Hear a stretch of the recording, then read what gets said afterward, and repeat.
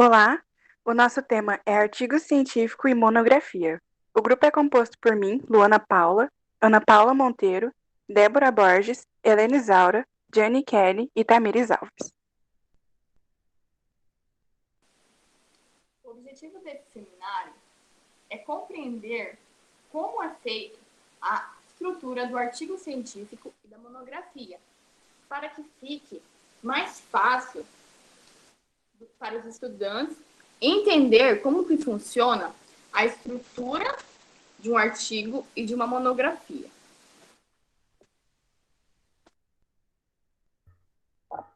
Na metodologia, as etapas de elaboração deste seminário foram feitas por meio de revisão e coleta de dados secundários, baseados em pesquisa bibliográfica, ao qual utilizou-se como referência artigos disponibilizados na internet.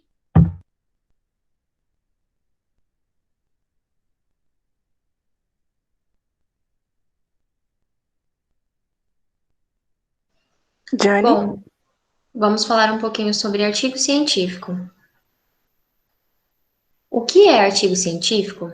O gênero textual artigo científico refere-se à apresentação de um relatório escrito de estudos a respeito de uma questão específica, ou a divulgação de um resultado de uma pesquisa realizada. Segundo a definição da Associação Brasileira de Normas Técnicas, ABNT, o artigo científico é uma publicação com autoria declarada que apresenta e discute ideias, métodos, técnicas, processos e resultados nas áreas do conhecimento. Ou seja, o artigo científico é uma publicação que mostra de forma sintetizada os resultados de uma pesquisa e, dessa maneira, ele é materializado sobre a forma de um relato acerca dos resultados originais de um estudo realizado, que torna-se publicamente conhecido por meio de revistas científicas, as quais possuem uma seção destinadas a esse fim. A hipótese de que a concessão seja a característica de demarca a diferença entre monografia e artigo, assim é preciso compreender acerca de alguns pressupostos, a fim de que possamos confirmar ou não se a hipótese é verdadeira.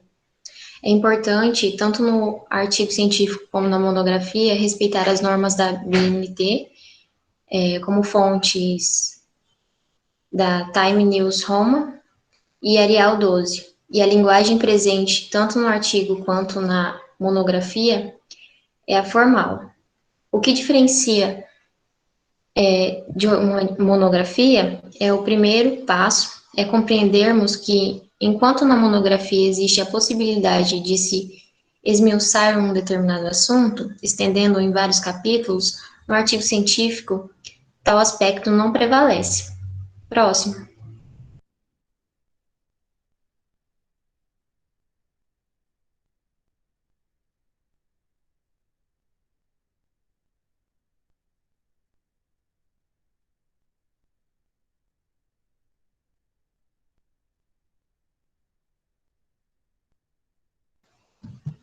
Já nas questões fundamentais, na construção de um artigo é preciso considerar algumas questões.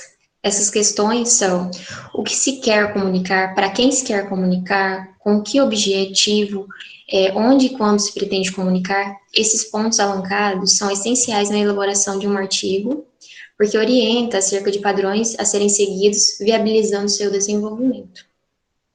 Próximo.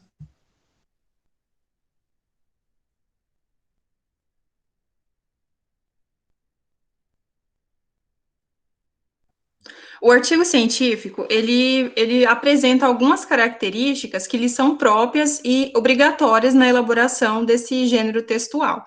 Então, segundo as autoras que foram citadas no slide, elas determinam que o artigo, ele deve ser sistemático, ou seja, o texto, ele deve ser estruturado de forma coerente, deve ter continuidade entre as suas partes, deve ser criterioso, o texto ele deve ser alicerçado na correta conceituação dos termos.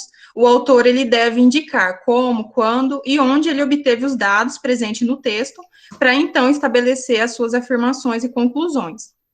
O artigo deve ser embasado, ou seja, as afirmações, além delas terem que ser coerentes, elas devem ter um embasamento teórico, elas devem ser sustentadas com referencial teórico. O estilo de linguagem adequado, né? A linguagem empregada nesse gênero textual deve ser coerente, objetiva, precisa e correta, completamente sem erros. E, por último, preciso. Os conceitos, eles devem ser escritos com precisão. Por exemplo, quando eu digo, Maria estava com muita febre, né? Quando eu repito essa frase de modo preciso, eu digo, Maria apresentou uma temperatura axilar de 39 graus e meio. Daí a gente percebe a diferença de quando a fala é feita com precisão. Próximo.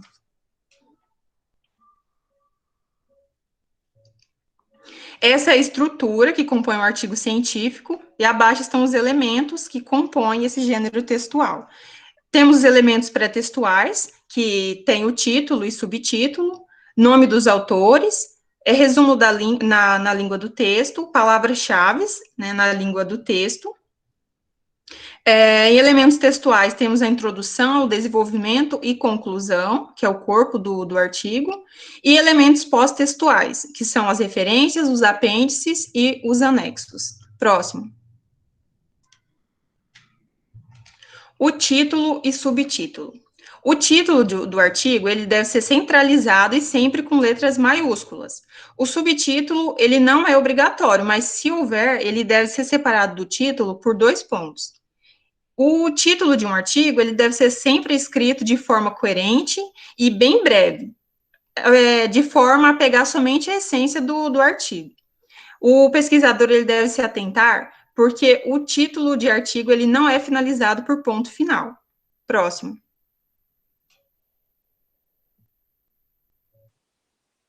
Nome dos autores. Autorias credenciais é de extrema importância no artigo científico. As credenciais nada mais é do que a titulação e a filiação institucional do autor. Ou seja, a filiação, a instituição que ele trabalha.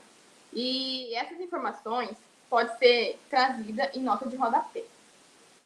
A localização do nome vem abaixo do título do artigo, do lado direito, como mostrado aqui nesse exemplo.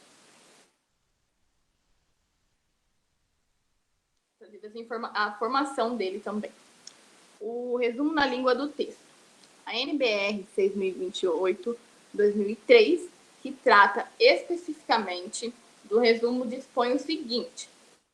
Aqui no resumo, a gente traz os pontos principais do texto de uma forma mais resumida e objetiva, que tenha fácil compreensão para o leitor. Ressalta-se o objetivo, o tema, qual método foi utilizado, os resultados da pesquisa e as conclusões do trabalho. O resumo é somente um parágrafo. As palavras são 250, é o máximo. A fonte, Times New Roman, ou Arial, o tamanho é 12. O espaço é simples, espaçamento 1. E em itálico, algumas revistas, elas pedem para ser em itálico, mas a norma da EBNT não requer isso não. Deve ser encabeçado, ou seja, deve ser no início. As palavras-chave, elas vêm logo abaixo do resumo, e são as palavras que mais sobressaem no texto. Não se utiliza, de maneira nenhuma, tópicos, mas sim frases, um parágrafo somente, símbolos e ilustrações não. A localização do resumo, então, fica abaixo do título e do nome do autor. Aí vem o resumo e logo após vem o texto. Os movimentos retóricos. Esses movimentos, eles são obrigatórios. Já os passos que eu vou falar a seguir não são. São somente para você ter uma ideia, uma direção de como fazer o seu resumo.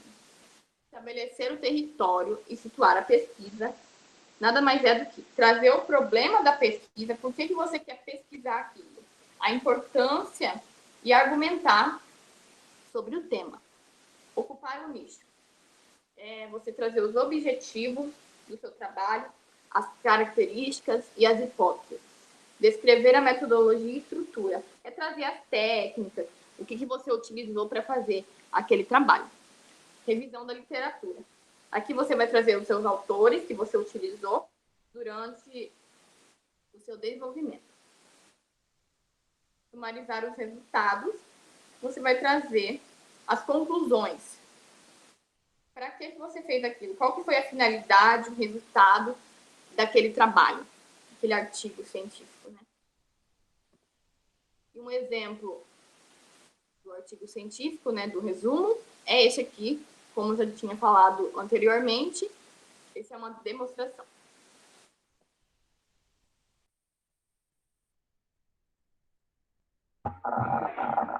As palavras-chave também do texto. As palavras-chave é um elemento obrigatório que deve aparecer logo abaixo do resumo. As palavras são separadas por si por ponto ou ponto e vírgula e finalizadas por pontos. São descritores representativos do conteúdo do trabalho. Permite aos leitores situar no assunto que será abordado. São palavras-chave que utilizam termos técnicos para aumentar as chances do artigo ser encontrado pelo leitor. Próximo. Os elementos textuais constituem-se de desenvolvimento, introdução, desenvolvimento e conclusão. Na introdução do artigo, local em que é feita a contextualização do tema abordado, pode-se constar-se a delimitação do tema trabalhado, ou seja, delimitar-se significa estabelecer limites. Então, trata-se da ênfase escolhida dentro de um assunto mais amplo. O problema da pesquisa, que o problema é qualquer questão não resolvida e que é objeto de discussão da pesquisa. Os objetivos é apresentar a ideia central da pesquisa e a justificativa do seu estudo. Além disso, é recorrente reservar-se a parte final da introdução para fazer-se uma breve descrição do que será abordado em cada tópico do desenvolvimento, ou seja, do corpo do trabalho, de modo que venha facilitar a compreensão do leitor do que está sendo tratado no assunto. Próximo.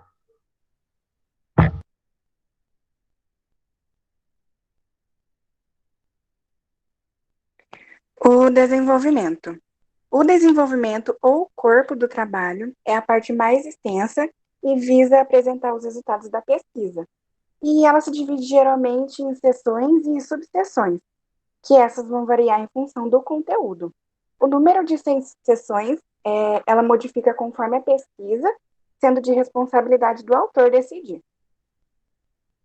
No desenvolvimento, deve conter a revisão de literatura sobre o assunto, resumindo os resultados dos estudos feitos por outros autores, e essas obras elas deverão ser citadas no corpo do texto e devem constar na lista de referências.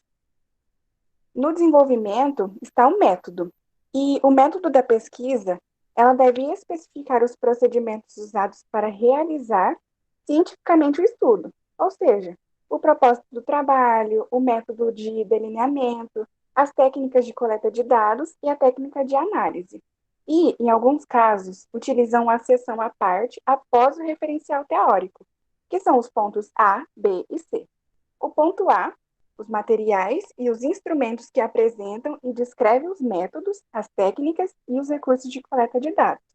O ponto B, os resultados que configuram os dados encontrados na parte experimental. E o ponto C, a discussão que comenta o que foi quantificado, confrontando com os dados encontrados na literatura. E durante o desenvolvimento do referencial teórico, podem ocorrer várias formas de apresentação de ilustrações. E aí recomenda-se verificar com o orientador o modelo a ser adotado. Sobre a Resolução 196 de 96, diz respeito a trabalhos que envolvam pesquisa com seres humanos que devem ser de acordo com essa resolução do Ministério da Saúde, que criou os comitês de ética e pesquisa, que são os CEP, para analisar e autorizar pesquisas dessa natureza. Deve apresentar o termo de consentimento livre esclarecido, que é o TCLE, dos sujeitos, dos indivíduos ou dos grupos que participam da pesquisa, e para maiores informações deve-se entrar em contato com o comitê de ética da universidade. Pode passar. Elementos pós-textuais, referências.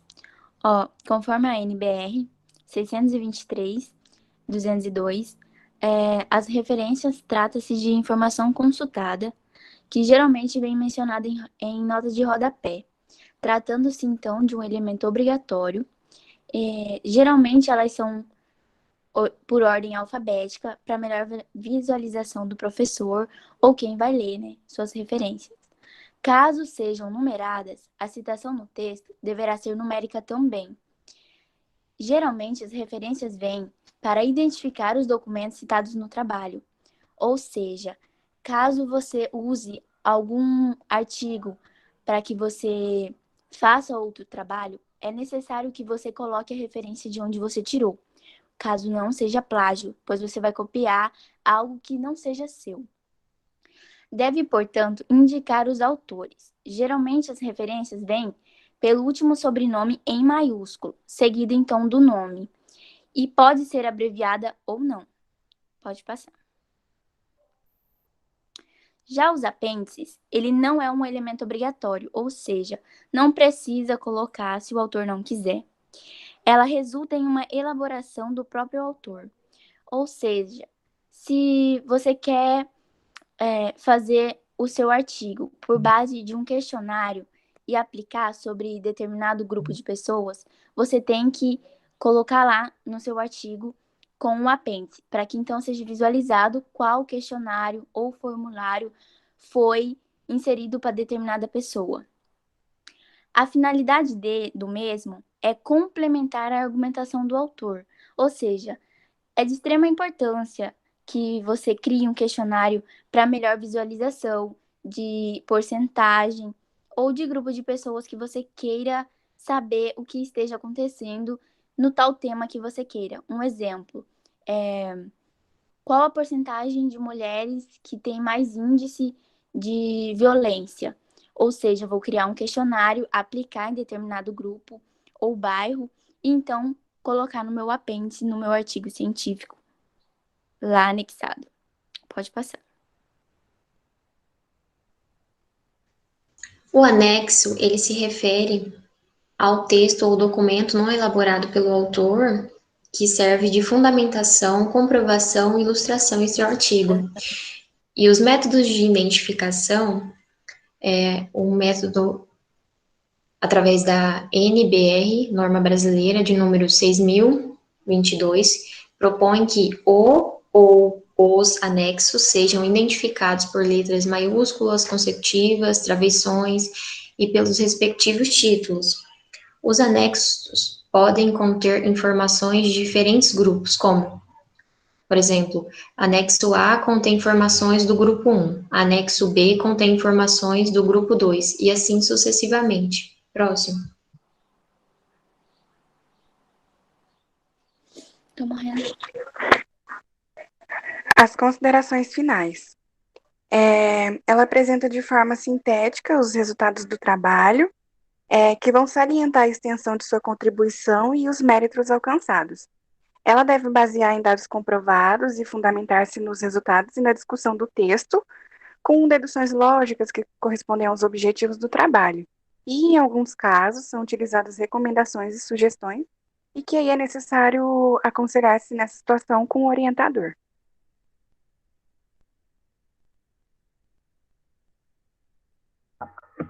Monografia. O que é a monografia? Monografia é uma palavra que vem do grego, mono significa um só, grafo, escrita.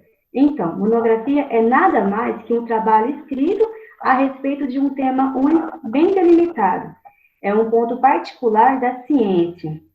Apresenta resultados de investigação pouco complexos, é um trabalho escrito com rigor científico, lógico, sistêmico e deve ser completo. Podemos falar a respeito da monografia também, que é o fruto da atividade, todo o conhecimento que um estudioso adquire ao longo do seu trabalho de pesquisa. É um conhecimento adquirido que necessita ser transmitido para a comunidade interessada, que a partir daí cria-se novas pesquisas, novos modelos teóricos. Próximo. Próximo. Sobre a estrutura da monografia. É dividido em elementos pré-textuais, elementos textuais e elementos pós-textuais. Nos elementos pré-textuais estão a capa, folha de rosto, errata, folha de aprovação, dedicatória e oferecimento, agradecimentos, epígrafe, resumo em língua vernácula, resumo em língua estrangeira, lista de ilustrações, lista de abreviações, siglas e sumários. Dentre os elementos textuais está a introdução, desenvolvimento, revisão bibliográfica ou referencial teórico, objetivo geral, objetivo específico, material e método, resultado de discussões, discussão e conclusão. Já os elementos pós-textuais está as referências bibliográficas, as citações das referências, as apêndices, anexos e glossário. Próximo. A capa é um elemento obrigatório e fornece dados como o nome da instituição e do curso, deve ser transcritos em letras maiúsculas, tamanho de letra 12, o nome do autor completo, título em destaque, o título deve ser em letra maiúscula, tamanho 12, o título deve ser claro e preciso, contendo as palavras que identificam o seu conteúdo. Se houver subtítulo, quando o subtítulo é explicativo, utiliza-se 2 pontos para separar o título do subtítulo. Quando for em função complementar, deve ser separado por ponto e vírgula. Local é a cidade, a instituição onde deve ser apresentado, e o ano é a data de entrega.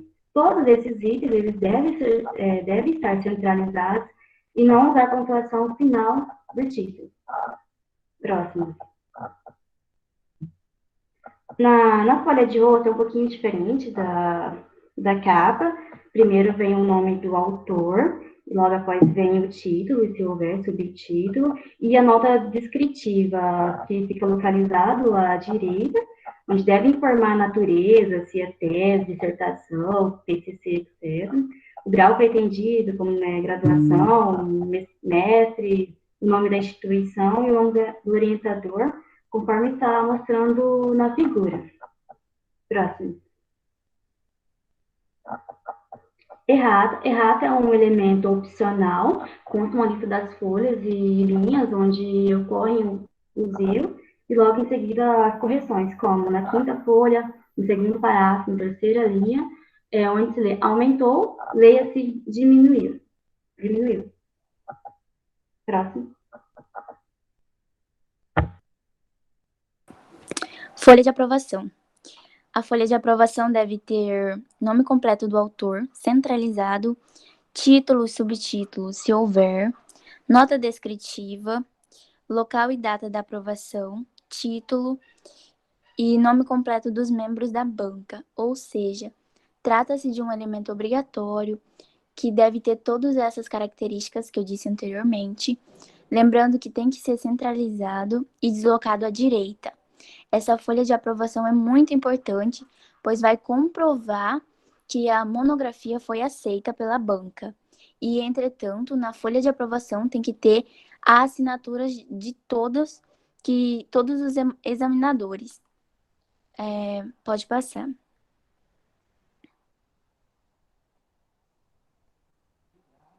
Esse daí é um exemplo, né, que o deslocamento à direita sobre o trabalho de conclusão e todas as assinaturas dos examinadores. Pode passar.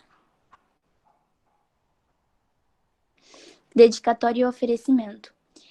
Trata-se de um elemento opcional que o autor da monografia que vai decidir se deve ou não colocar.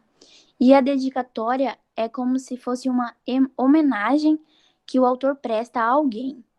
Ela dedica o trabalho a alguém que é mais emocional, sendo um amigo, mãe, marido, ou alguém que de alguma forma contribuiu para a existência do trabalho. Ela deve ser escrita com a mesma fonte e espaçamento do trabalho. Um exemplo, vamos supor que eu vou querer citar os meus pais.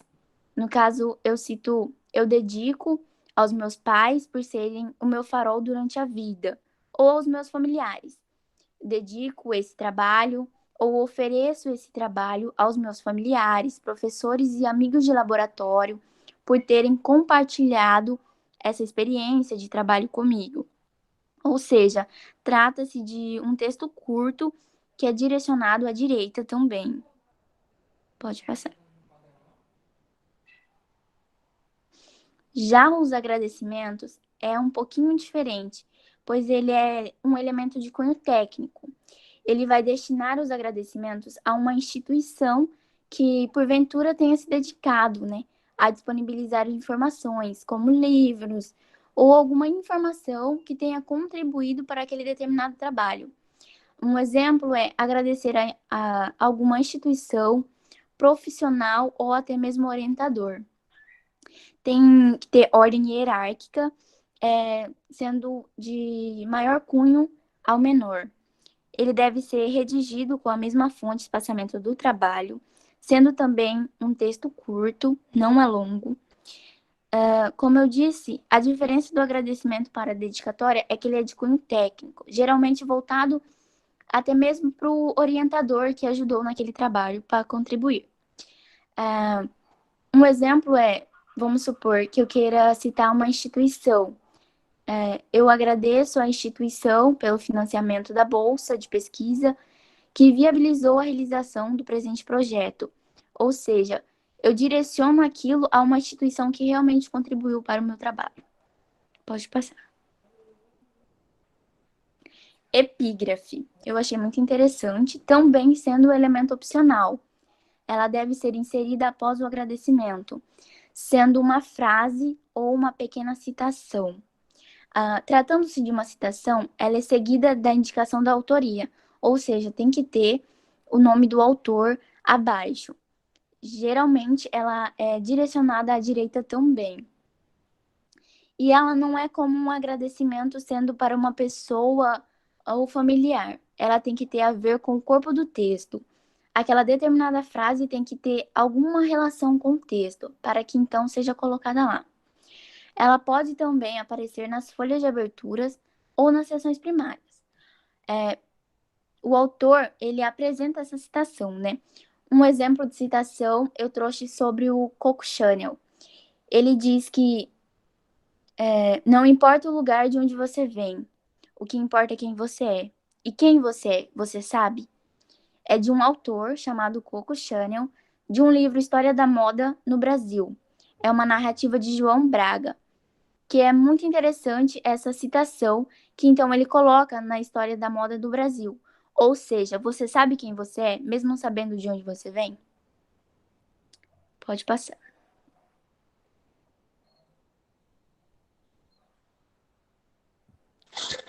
Resumo em língua vernácula. É um elemento obrigatório, no qual o autor do trabalho ele apresenta de forma concisiva e não pode ultrapassar 500 palavras, um texto que vai sintetizar a abrangência do trabalho científico. Os aspectos de maior relevância e interesse eles devem ser destacados, além, claro, do objetivo, resultado e conclusões. O mesmo ele deve ser elaborado a partir de uma sequência de frases concisivas e objetivas, e não deve ser simplesmente uma enumeração de tópicos. Ele deve ser redirigido em um único parágrafo, em espaço simples e uma página distinta. E logo a seguir, deve constar palavras representativas do conteúdo do trabalho, ou seja, as palavras-chave. E cada termo ele deve ser separado por ponto e vírgula e separar as palavras-chave do resumo com espaço em branco. E as palavras-chave elas devem ser baseadas nos termos cadastrados nos descritores de ciência da saúde. Focando no exemplo do slide, nele nós podemos observar o objetivo, onde diz, com o objetivo de verificar alterações estruturais, podemos observar o resultado quando nós vemos foi observada e observamos também a conclusão quando vemos o 13-cis-beta-caroteno foi susceptível. Observamos também no exemplo que é um parágrafo único e as palavras chaves elas foram separadas do texto e separadas por ponto e vírgula. Próximo.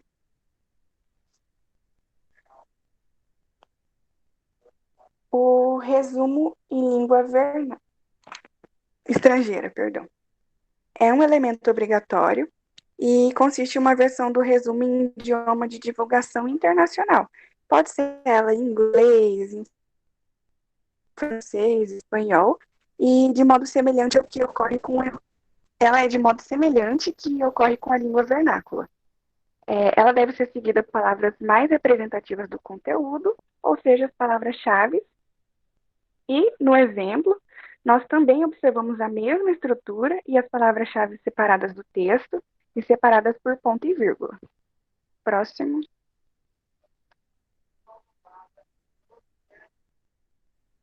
Lista de ilustrações. É um elemento opcional. Um momento.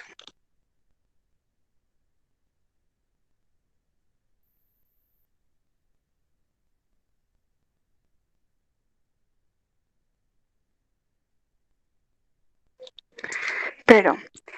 É um elemento opcional, ele deve ser elaborado de acordo com a ordem apresentada no texto, com cada item designado por seu nome específico, acompanhado do respectivo número da página. E para cada tipo de ilustração, seja ela tabela ou figura, recomenda-se a elaboração de uma lista separada. No exemplo, nós observamos que segue uma ordem crescente e que todos contêm seu nome específico e numeração da página.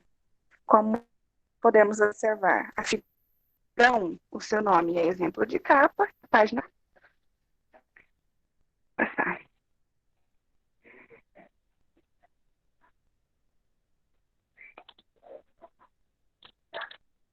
Próximo.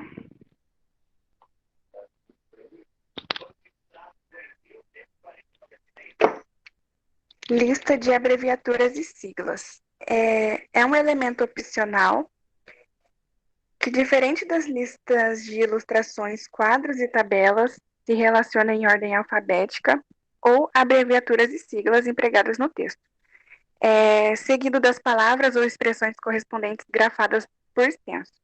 E a presença da lista de siglas e abreviaturas não dispensa a apresentação das mesmas por extenso no primeiro momento em que aparece no texto. Então, seguindo o exemplo, Anvisa significa Agência Nacional de Vigilância Sanitária, IDEC, Instituto Brasileiro de Defesa do Consumidor, MIN, Minuto, e MS, Ministério da Saúde.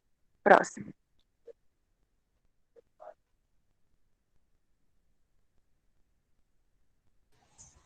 Sumário. O sumário, ele desenvolve uma função essencial na organização de todos os capítulos e subcapítulos do trabalho, demonstrando de maneira clara e obedecendo a uma sequência de informações. Para saber todos os detalhes com relação à parte do sumário, deve-se colocar em ordem e mencionando em qual página cada item está.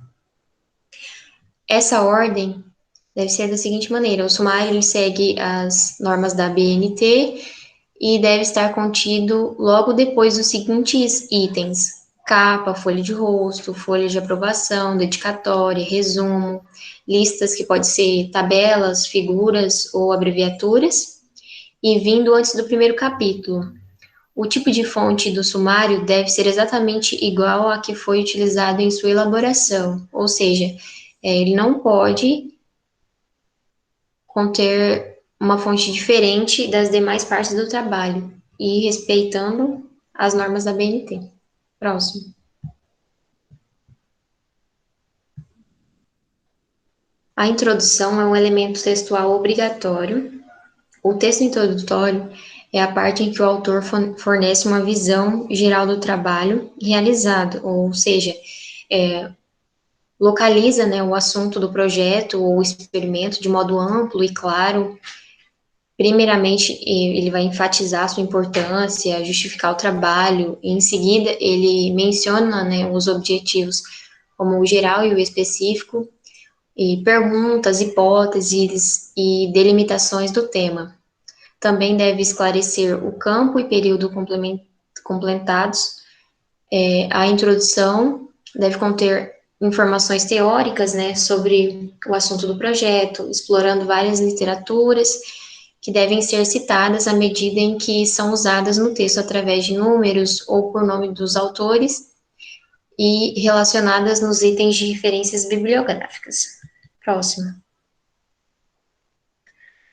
O segundo elemento textual da sustentação ao objeto de estudo, visto ser mais específico, né, com relação aos experimentos e métodos utilizados, representando, assim, a parte principal e a mais extensa do trabalho. A realização dessa etapa, ela envolve uma revisão de literatura, que servirá a corroborar a utilidade do estudo. Nesse sentido, essa parte deve conter apenas citações que estejam específicas e diretamente relacionadas ao tema abordado. Já os resultados de estudo pertinentes devem ser resumidos e colocados em forma encadeada, demonstrando o raciocínio lógico do autor do trabalho, e o texto deve ser redigido na terceira pessoa do singular, evitando-se períodos muito longos, e todos os autores citados devem constar nas referências, que deverão privilegiar os últimos 5 anos e evitar fontes extraídas da internet. Próximo.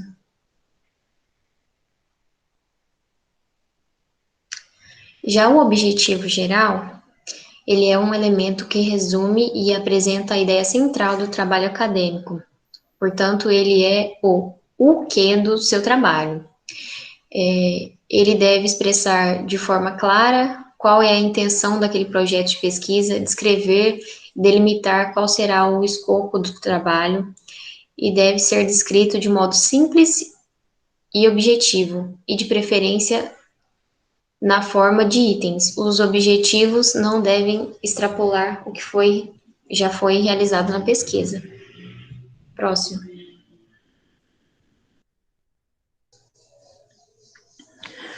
Objetivos específicos. O objetivo específico, ele, diferente do objetivo geral, em que apresenta a ideia central de todo o trabalho, o objetivo específico, ele apresenta as etapas que serão realizadas durante o trabalho, né? O nome já diz, específico. Então, ele deve ser descrito de modo objetivo e simples, e sempre é iniciado, né, com verbos no indicativo relacionado à prática de pesquisa, como desenvolver, verificar, descrever, apresentar. Então, existem vários verbos que podem ser utilizados no início das escritas dos objetivos específicos. Pode passar.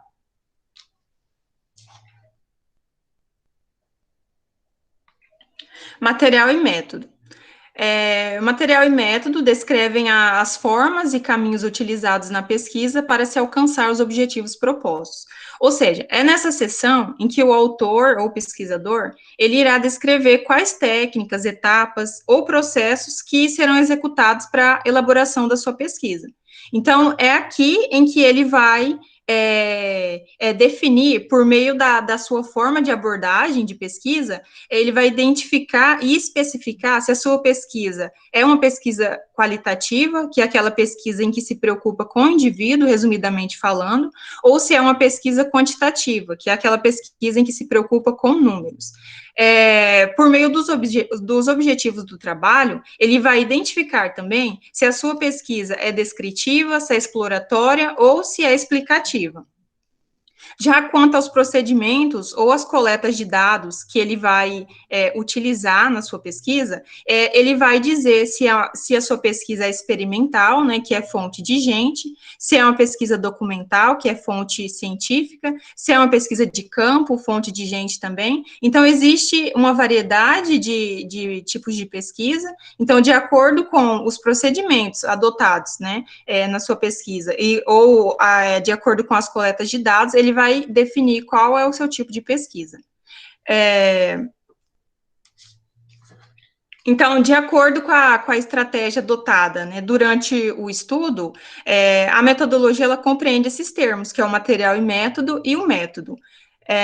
O material e método, ele é usado na área tecnológica, ele compreende todo o instrumental utilizado na pesquisa e a descrição das técnicas que serão empregadas na realização dessa pesquisa. Nesse caso, o método que são as etapas, né, ele compreende o plano de experimento, os procedimentos de coleta e análise de dados e o tratamento estatístico dos dados. Já o método, ele é usado nas pesquisas de registro de casos clínicos e cirúrgicos, é empregado em pesquisas que envolvem seres humanos. Nesse caso, as etapas abordadas são a descrição da área pesquisada, descrição da população e procedimentos adotados, instrumento de coleta de dados, procedimentos de coleta e análise de dados e o tratamento estatístico dos dados. Pode passar. Resultados. O resultado é a seção em que o pesquisador ele vai apresentar os dados que foram obtidos na sua pesquisa. Então, é interessante que esses dados, eles sejam expostos através de tabelas ou gráficos para que possa facilitar a compreensão do leitor durante a leitura desse trabalho. Para que a apresentação desses resultados seja mais adequada e interessante, é recomendado que se siga a sequência de etapas que foi citada inicialmente nos objetivos, né, para que fique de forma mais organizada e adequada. Quanto ao uso de tabelas e figuras, nas tabelas, o título é necessário que ele venha antes delas, e nas figuras é necessário que o título venha abaixo das figuras, após a sua ilustração. Pode passar. Discussão. Nessa sessão, o autor ele irá verificar se os resultados obtidos na sua pesquisa possuem pontos que seguem pelo mesmo caminho, pela mesma direção, se há alguma semelhança, né? Então, o autor ele vai analisar, vai interpretar e discutir esses resultados que foram alcançados e verificar as diferenças, semelhanças, né, com os dados da literatura da área estudada. Então, nessa sessão, o autor ele vai enfatizar os resultados mais importantes da sua pesquisa e vai compará-los, esses resultados, com outros resultados de outros pesquisadores. Lembrando que os resultados e as discussões, elas podem ser apresentadas juntas ou separadas. Então, o autor, ele pode escrever as duas em sessão única, né, quando apresenta os resultados, e para cada um deles, já apresenta a discussão logo abaixo, ou então, quando se tem um número bem complexo de resultados, faz-se necessário a apresentação deles separados. Pode passar.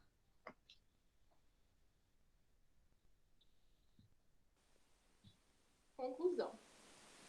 A conclusão é um elemento obrigatório e vai representar a parte final do texto. A elaboração nada mais é do que uma elaboração esclarecedora e resumida para que o leitor compreenda. A finalidade é apresentar de modo sucinto, resumido, né, as conclusões daquela pesquisa. E a conclusão está relacionada juntamente com o objetivo e com a teoria que foi discorrida durante o texto. Elementos pós-textuais. Nada mais são do que complementam e fecham um texto, concluem um texto. As referências bibliográficas. Conforme NBR 6023-2002, é um elemento obrigatório e, com base nas pesquisas feitas para a elaboração do trabalho, é aí que você coloca as suas referências.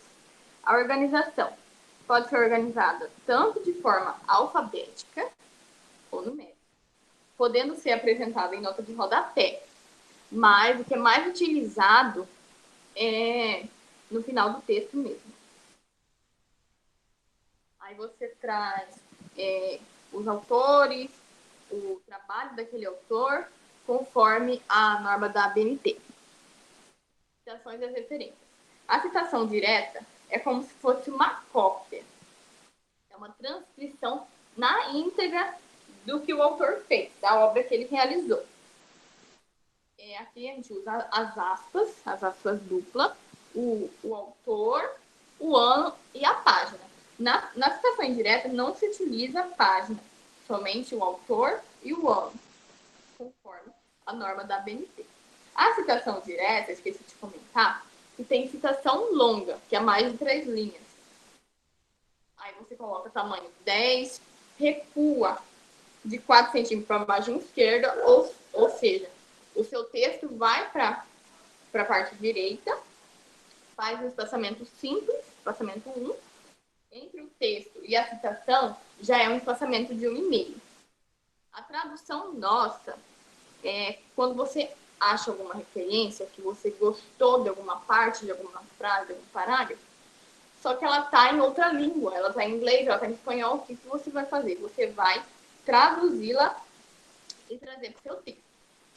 Igual tem um exemplo aqui, como publicado anteriormente, aí você coloca a aspa dupla, que é uma citação direta, e coloca a citação. Grifos nossos ou grifos do autor. Aqui, você vai pegar um texto, por exemplo, você pega uma referência, grifos nossos. Você vai grifar algum texto, alguma parte que você gostou. Já o grifos do autor é quando o próprio texto que você pegou para referenciar, ele já vem grifado. O plágio, ele ocorre tanto na citação direta e na indireta. Por quê? Na direta, você tem que colocar aspa, tem que identificar o autor, e na citação indireta, você tem que identificar o autor, né? E se você não fizer isso, é plágio e pode ocorrer que o seu trabalho seja reprovado. Apêndice. O apêndice é um elemento opcional, você pode ou não usar. Os materiais são utilizados pelo próprio autor, do próprio autor. Você vai aplicar algum dicionário, fazer alguma entrevista com o tema do seu trabalho, formulário.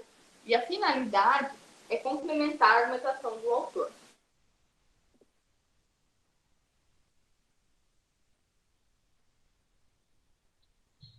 Os anexos, assim como o apêndice, ele também é opcional, né? E o anexo, ele nada mais é do que qualquer material que foi produzido por outro pesquisador e que você utilizará ou utilizou na sua pesquisa, né? O anexo, ele serve como fundamentação para a sua pesquisa. Ele é sempre escrito em letras maiúsculas consecutivas e com travessão, como ilustrado aqui no slide, né? É escrito todo em letra maiúscula, com travessão, e a escrita logo a seguir. Pode passar. Glossário faz parte dos elementos pós-textuais, é um elemento opcional, é uma espécie de dicionário que as palavras são listadas em ordem alfabética e explica os termos poucos conhecidos utilizados no texto, de modo que facilita a compreensão do leitor do assunto desenvolvido.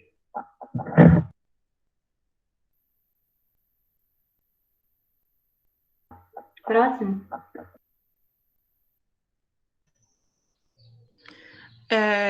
Essa é a conclusão geral do nosso seminário, né? Então, a partir das normas e os elementos básicos que foram tratados no texto, os estudantes terão suporte metodológico e textual para que se orientem-se para a elaboração de artigos científicos e monografia com mais propriedade, seguindo todas as características que o gênero textual exige.